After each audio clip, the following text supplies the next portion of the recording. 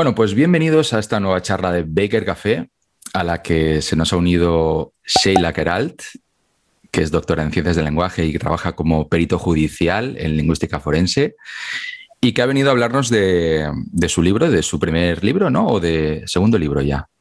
Tercero. Tercer, o vaya, ya tienes experiencia entonces. El libro es Atrapados por la lengua, 50 casos resueltos de la lingüística forense. ¿Qué tal, Sheila? ¿Cómo estás? Hola, un placer estar aquí, la verdad, y encantada de tomarme un café contigo. Primera entrevista, ¿eh? O sea, te estrenas en esta sección de entrevistas. La verdad es que el libro lo merece. Es un libro que me ha atrapado, como bien dice el título.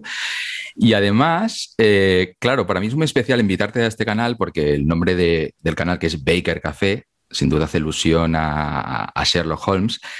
Y leyéndote me has parecido una especie de Sherlock Holmes o de Miss Marple, ¿no?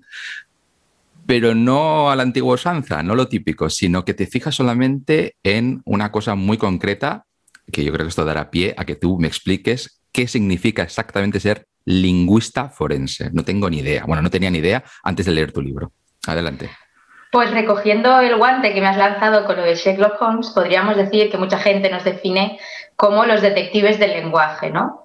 Y lo que hacemos es buscar pistas en la forma en la que hablamos, nos expresamos, escribimos, tanto en muestras escritas, es decir, en una carta, en un mensaje en una red social, un mensaje en el teléfono móvil, o también en grabaciones, también analizamos la voz. Y entonces determinamos, pues, quién hay detrás de esos mensajes, ya sea determinamos si tenemos un sospechoso, la probabilidad de que sea o no esa persona de la cual sospechamos que nos ha podido enviar esos mensajes anónimos, o lo que hacemos es, si no tenemos sospechoso, determinar rasgos del sexo, el nivel educativo, profesión, edad del autor que hay detrás. Por lo que veo en el libro, hablas un poco también de tu trabajo, de tu día a día, de cómo te interesaste por esta materia, que si quieres luego lo podemos comentar. Pero también lo vas hilando todo con casos históricos donde la lingüística forense ha tenido algo que ver, no ha tenido una importancia capital, como por ejemplo el Jack el Destripador, por ejemplo, el 11S, Anabel Segura. Hablas de 50 casos. ¿Nos podrías hablar de más o menos de alguno que pueda resultar curioso por alguna razón? Sí, mira, no voy a caer en el caso de Luna Bomber. No sé si después lo quieres retomar, lo retomamos, porque seguro que muchos habéis visto la serie de Netflix y Sí. sí está basada en una pericial en lingüística forense. Pero yo creo que nos podríamos ir a otros casos que a lo mejor no son tan conocidos, como podría ser, por ejemplo, el asesinato de Ángel Prieto, que fue un anciano que asesinaron en 2017 y seguro que a todos os sonará cuando os digo que la policía distribuyó una grabación, un vídeo en todos los medios y preguntó si reconocíamos esa voz, ¿no? En ese caso, lo que sucedió fue que después de que se asesinaran, bueno, se asesinó a una persona y la otra, la mujer de él, quedó gravemente herida, la policía, no, el 112, recibió una llamada de teléfono diciendo que tenían conocimiento de que había una pareja de ancianos que necesitaban ayuda médica, asistencia médica. Uh-huh. Y en este caso, a partir de esta llamada, que suele ser bastante común, la verdad es que no son llamadas puntuales, sino que muchas veces es verdad que no tienen planeado en el robo asesinar a alguien, pero se va de las manos, ¿no? Y quizá en este caso fue lo que sucedió y por lo tanto esa persona, a lo mejor en una muestra de arrepentimiento, de culpabilidad, pues hizo esa llamada. Y ahí se delató. ¿Y cómo se delató? En primer lugar, la policía se planteó si esa llamada realmente era de alguien que había escuchado alguna cosa o realmente podía ser del sospechoso, ¿vale? Aquí lo que hizo fue un análisis de todos los contenidos y cómo los expresaba esta persona. Y después también hizo lo que se llama un perfil, es decir, determinó pues la edad, la profesión que tenía esta persona, el perfil geográfico, es decir, de dónde esta era una persona, porque además tenía un acento bastante marcado del norte. Uh-huh. Y bueno, la gente hizo varias llamadas, algunas personas parecía que lo reconocían y finalmente la investigación les llevó a un sospechoso. Y cuando fue detenido, lo que se hizo fue una toma de muestra de la voz de esta persona que estaba detenida con la comparación de esa grabación al 112, ¿no? Y ahí se pudo determinar que efectivamente era muy probable que se tratara de la misma persona. Así que cuidado con los arrepentimientos. Me ha llamado la atención esto que has comentado del acento. Ujú. ¿Realmente hay como una especie de biblioteca de acentos asociados a lugares geográficos o es una intuición que tenéis vosotros? En plan, bueno, esto suena al norte No. más o menos. No, no, ahí, bueno, hay una disciplina dentro de la lingüística que se llama dialectología y lo Ujú, que hace es estudiar los distintos dialectos de cada una de las zonas, ¿no? Las variedades lingüísticas que hay. Ahí entonces hacen como un recopilatorio, ¿no? De grabaciones, por ejemplo, y, pero esto hace muchísimos años, ¿eh? No es una cosa nueva. Hay ujú, atlas lingüísticos de, yo qué sé, de hace un siglo. Y en este caso lo que hacen es, puedes comparar, ¿no? Estos rasgos y después además hay bibliografía que nos dicen, pues las personas de tal zona, de tal sitio, hacen esta variable, pronuncian de este modo, utilizan este tipo de vocabulario, etcétera, etcétera. Por lo tanto, sí, sí, tenemos bases de datos científicas que ajá. nos permiten determinar de dónde es esta persona. Y tú, cuando estudias esto, por ejemplo, tú accedes y vas escuchando, digamos, acentos en un audio. ¿Entiendo bien o no? Sí, sí, sí. O sea, nosotros cuando nos dan la grabación lo que hacemos es ir mirando y decir, vale, la curva de entonación, ¿no? Por ejemplo, cuando pensamos en un acento de Zaragoza, lo que Sí. nos viene más es el acento este mañico, ¿no? Que va Vale, parando así, sí, por ejemplo. Pues esto sería una de las variables que miramos. vale. Después, por ejemplo, podríamos ver cómo terminan el cantao cantado, ¿vale? Vale. Esto sería otra palabra otra terminación que nos daría pistas sobre el acento de esta persona. ¿Vale? Y después tenemos el vocabulario, no hablamos igual, por ejemplo, en español peninsular, el español de aquí de España, que por ejemplo el latinoamericano, es fácilmente reconocible, ¿no? Aunque Ujú, cuidado, porque por ejemplo Canarias, Cuba, se puede mezclar muchísimo, ¿no? Y a veces puede resultar difícil si no tienes en cuenta todas las variables. ajá. Interesante. En el libro también comentas que tú cuando te entusiasmas mucho hablas muy rápido. De hecho, tienes una especie de récord nacional, no sé si es si es verdad o no esto, de 6,60 sílabas por segundo. ¿Por qué es tan importante medir la velocidad del habla en tu trabajo? ¿Realmente también es una pista importante a la hora de identificar a una persona? Sí, la velocidad de habla obviamente es algo que uno puede más o menos controlar, como yo ahora en este momento, ¿no? Ujú, Pero sí que es verdad que si me hicieras hablar muchísimo, muchísimo rato y me entusiasmara muchísimo, no lo vale. puedo controlar. Esto me suele pasar en las conferencias que tengo que pensar, Sheila, por favor, a poco a poco.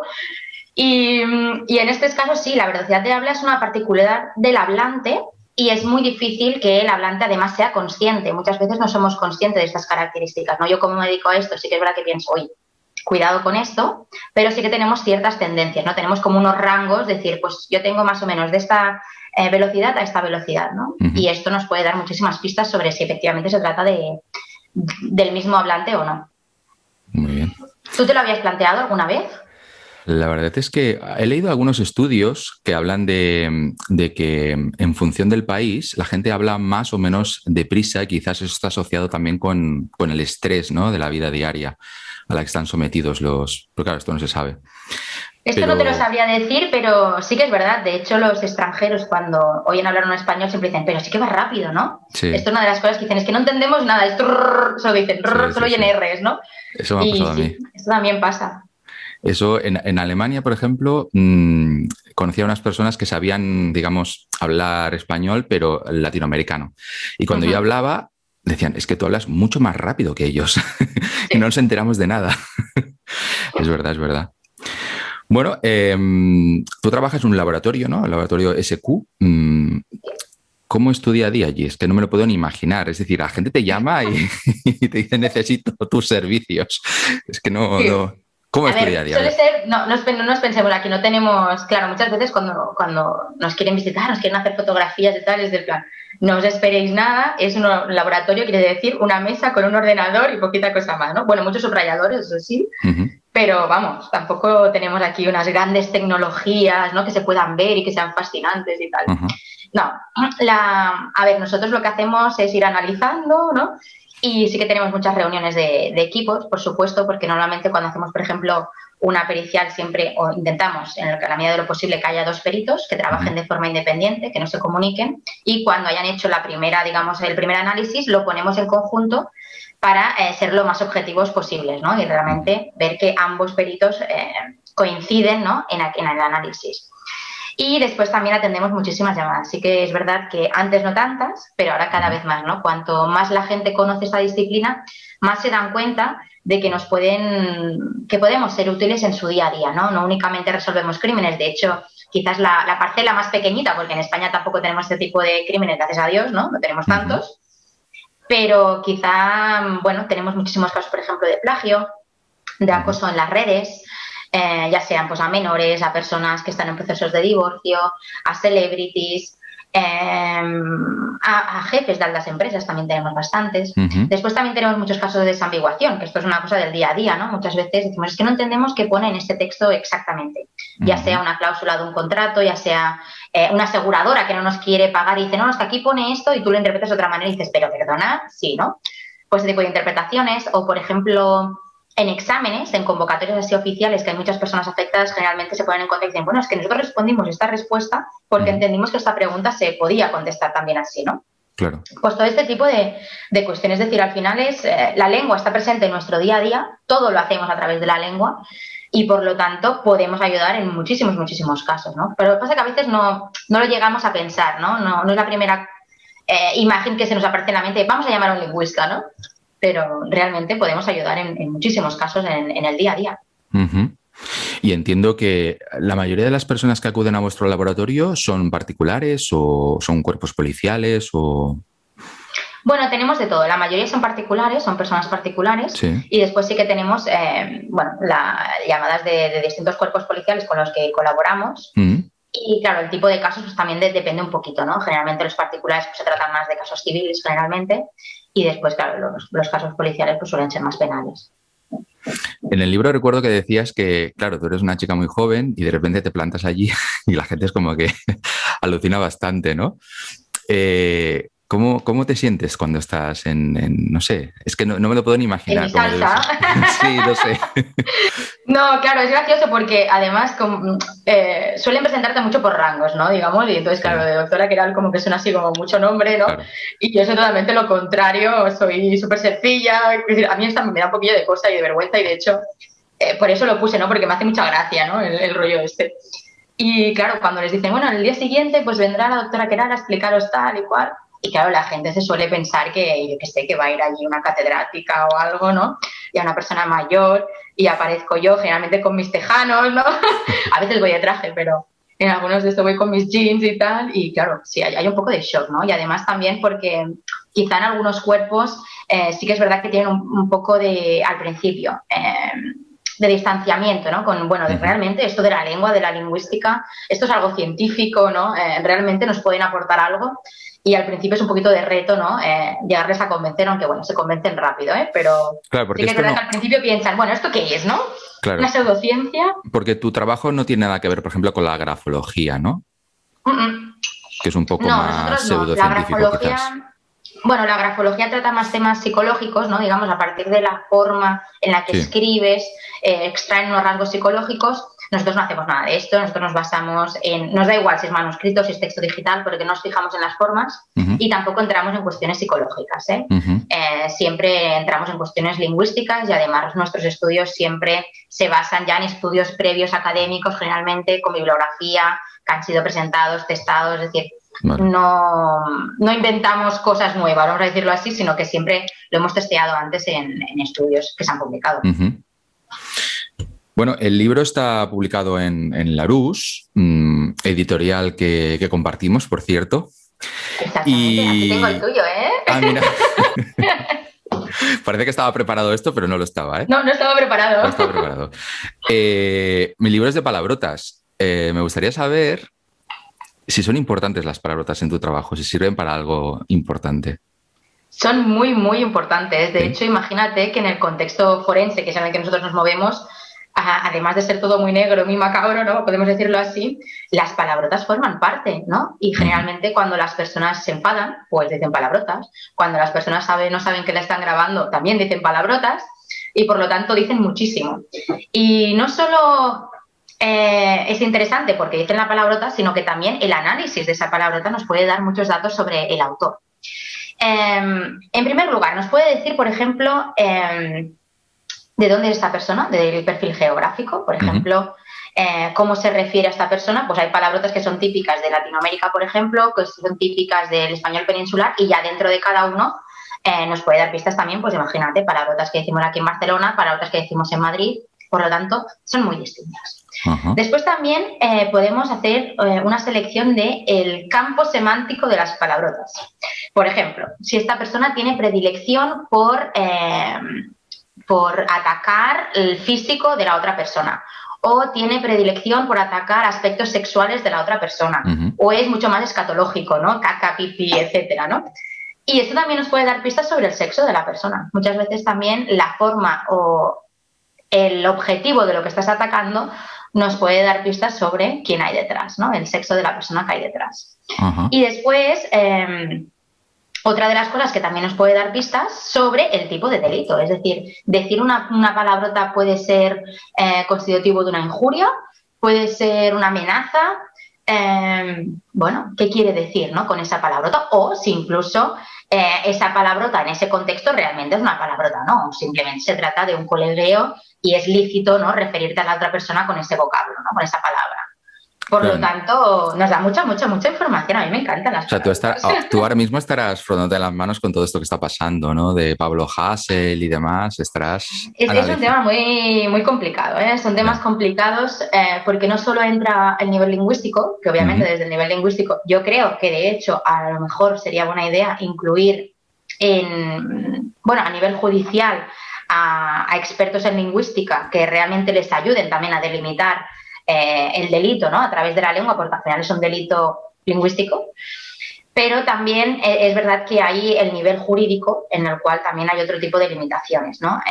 Y no son fáciles. Por ejemplo, hasta qué punto una persona puede hablar sin injuriar a la otra o afectar a la otra negativamente, hasta qué punto esto es libertad de expresión. Quiero decir, no es nada fácil. Se tiene que ir con mucha cautela, Es muy interesante, pero hay que ir con mucha cautela. Entonces, tú, por ejemplo, en tu día a día, cuando estás hablando con alguien, por ejemplo, ahora mismo, ¿tú no puedes evitar un poco la deformación profesional de estar analizando cosas que a lo mejor la gente común no analiza, o dejas tu traje de investigadora en el laboratorio y cuando sales eres una persona totalmente normal? No, generalmente lo dejo en el laboratorio y soy una persona totalmente normal, súper divertida y sin nada de malos rollos, porque ya tengo suficientes con lo que leo, ¿no? Vale. Pero sí que es verdad que hay algunas personas que tienen algún rasgo muy particular, ¿no?, y que entonces no puedes evitarlo. Eso sí que es verdad, pero bueno, yo creo que eso a todo el mundo que nos dediquemos a algo y veamos después de nuestro día a día eso, pues no podemos evitarlo, ¿no? Pero tiene que ser algo muy puntual, ¿eh? Si no, no. Y ahí, no sé, es que me gusta mucho el cine, las series y demás. ¿Hay alguna película o serie de televisión donde tu trabajo sea realmente protagónico, sea importante, o hay un personaje importante? Es que ahora mismo no recuerdo. Sí, en la serie de Netflix, hay una serie de Netflix que se llama Manhunt, que se basa exactamente en un caso real, que es el caso de una bomber, un terrorista que puso bombas en Estados Unidos durante muchísimos años, y de hecho fue una de las investigaciones más caras del FBI. Y en este caso, el investigador clave para desentramar todo esto y descubrir al terrorista, en este caso fue un lingüista forense, fue James Fitzgerald, que sigue vivo y de hecho asesoró en la serie y que es colega nuestro. Y en este caso esta serie se basa exactamente en esto, en seguirlo a él y tal. Es de lo poquito que hay, ¿eh? Después también este mismo lingüista forense, que es asesor de distintas series de televisión y tal, cuando se jubiló se dedicó a esto, por ejemplo, también asesoraba a mentes criminales. Y en una de las temporadas, yo no me acuerdo qué temporada, porque tiene muchas temporadas esto de mentes criminales, pero ha sido a lo mejor en las 5 o 6 o una cosa así, salió un nuevo personaje que era Blake. Y en este caso Blake hacía muchas cosas, pero entre una de ellas era lingüista forense y está basada en un personaje real de él, una pareja que tuvo él, que también aparece en la serie de Manhunt, y también se ven algunos casos, ¿no?, en los que la lingüística forense es clave en mentes criminales. Y después hay alguna cosa muy puntual, por ejemplo, en la serie de Zodiac y tal, pero bueno, digamos que ya no hay el papel protagonista, ¿no?, no se dice tal cual, me creo, lo de lingüística forense, pero sí que aparece, ¿no? Bueno, de hecho, en la serie de Lupin, que también ha salido ahora nueva en Netflix. Bueno, veis, Sí, ¿no? Lo que veo todo el día Netflix para sí. desconectar. Ahí también la pista clave en esta serie es lingüística. Lo que pasa que, claro, no está lo de lingüística forense, pero la pista clave es Ajá. lingüística. Ah, es que solo he visto el primer capítulo. En el primer capítulo no sale nada, ¿no? Todavía No, de... Vale, no, no, no. seguiré viéndola, seguiré viéndola. Sí. Bueno, pues no sé si querrías contar alguna anécdota más techy, más tecnológica, quizás sobre en el mundo Sí, Twitter, quizás, o algo así. O... bueno, el mundo Twitter, esto es nuestro, bueno, mundo Twitter y foro coches es como nuestro campo Foro de coches. material, ¿no? Esto es Hay de como, todo, wow, ¿no? sí, ahí hay de todo y nos llega de todo y nos llega muchísimo material para analizar de estas redes sociales, bueno, sí, foros, redes sociales, ¿no? Y en este caso, pues generalmente pues, se trata de, bueno, a temas de acoso, amenazas, ¿no? Injurias y cosas así. Después tenemos, por ejemplo, canales de Telegram que ya están relacionados con otro tipo de casos, porque ahí sí que es verdad que ya se busca el anonimato, no ser rastreado totalmente, ¿no? Es decir, Ujú. también depende un poco, la red social también nos indica un poco la tipología de casos, está un poquito relacionado. Pero algo que, por ejemplo, que sí que llama la atención y que es una novedad de los últimos años, por ejemplo, es no analizar solamente habla humana, sino que ya estamos analizando habla producida por inteligencia artificial, ¿no? Y esto es algo que la primera vez bueno, fue como, wow, pues no sabemos, ¿no? Vamos a ver qué nos encontramos, porque es verdad que todavía no había nada a nivel bibliográfico de estudios y tal, y bueno, era una demanda que se tenía que atender porque además son casos en los que se ha suplantado al jefe, que se llama la estafa del CEO, de hecho, y se está pidiendo, bueno, transferencias de dinero de altísimo nivel. Es decir, estamos hablando de millones de euros que la empresa no es capaz de detectar al principio y Ujú. después al cabo de unas semanas o un mes descubren, ostras, nos falta dinero, ¿dónde se ha ido, no? Y realmente han llegado a suplantar la voz del CEO para que uno de sus trabajadores que tiene acceso a las cuentas, por lo tanto, imagínate que son personas que conocen directamente al CEO y la voz, Ujú. han transferido el dinero pensándose que era él, ¿no? Y en este caso lo que hacemos es analizar efectivamente esto, si como de buena, ¿no? Al final, esta inteligencia artificial, que tengo que decir que muy a muy pesar son muy buenos, pero de momento todavía los seguimos pillando porque, bueno, hay cosas más lingüísticas en las que sí que se datan, que no les voy a dar pistas porque como lo mejoren más, me lo van a poner muy, muy complicado. Pero bueno, es muy curioso, ¿no? Analizar también inteligencia artificial ya. Claro, y a medida que vaya desarrollándose, supongo que será incluso, a lo mejor, son capaces incluso de despistaros, ¿no? De alguna manera, crear un algoritmo que diga, bueno, por si acaso viene Sheila, vamos aquí a, a No, borrar no, la estas verdad es pistas. que, y aparte lo consiguen con muy poquito material. O sea, yo creo que casi todos seríamos susceptibles de ser suplantados, ¿no? En cierto modo, porque ¿quién ahora no deja rastro en la red, ¿no? A través de mensajes, Claro, entradas, publicaciones que te graban, te grabas. O sea, claro. es relativamente fácil que consigan el material. De hecho, decían, ¿no? Que había una especie de programa que, ahora no recuerdo si era un capítulo de Black Mirror o El Mundo Real, porque a veces se confunde, que era un programa que lo que hacía era recoger todos los tweets de una persona fallecida y creaba tweets basándose en ese idiolecto para que parecieran de esa misma persona y de esa manera pues permanecía viva, ¿no? Para siempre en Twitter.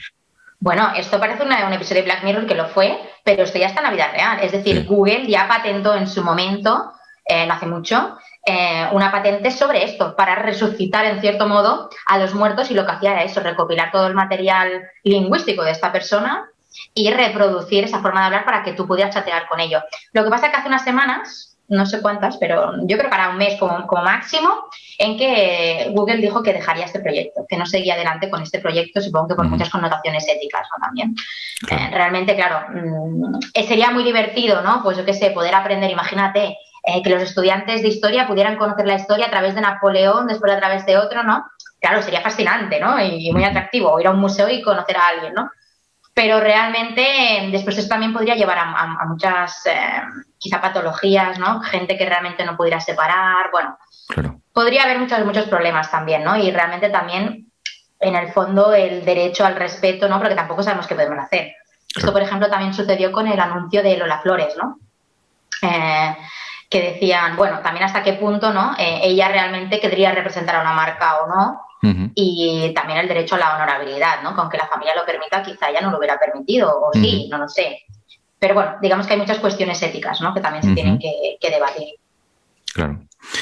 Bueno, última pregunta. ¿Cómo has terminado haciendo esto? Esta cosa tan particular, tan concreta, tan friki también. Sí. ¿Se te ocurrió a ti? ¿Fue una casualidad? ¿Alguien te lo propuso?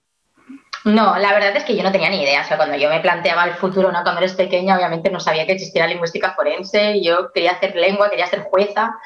No me acababa de aclarar, ¿no? Porque me gustaba el derecho, me gustaban las lenguas, me gustaba viajar, me gustaba la acción.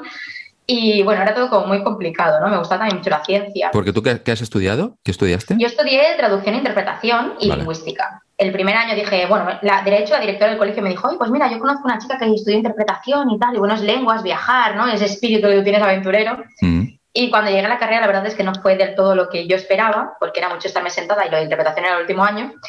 Y entonces me pasé también a lingüística. Ojo, empecé con la de lingüística, me encantó, me fui de Erasmus y al volver vi un cartel y vi lingüística forense. Y cuando, wow, digo, esto es lo mío, ¿no? Porque son pruebas, investigaciones, derecho.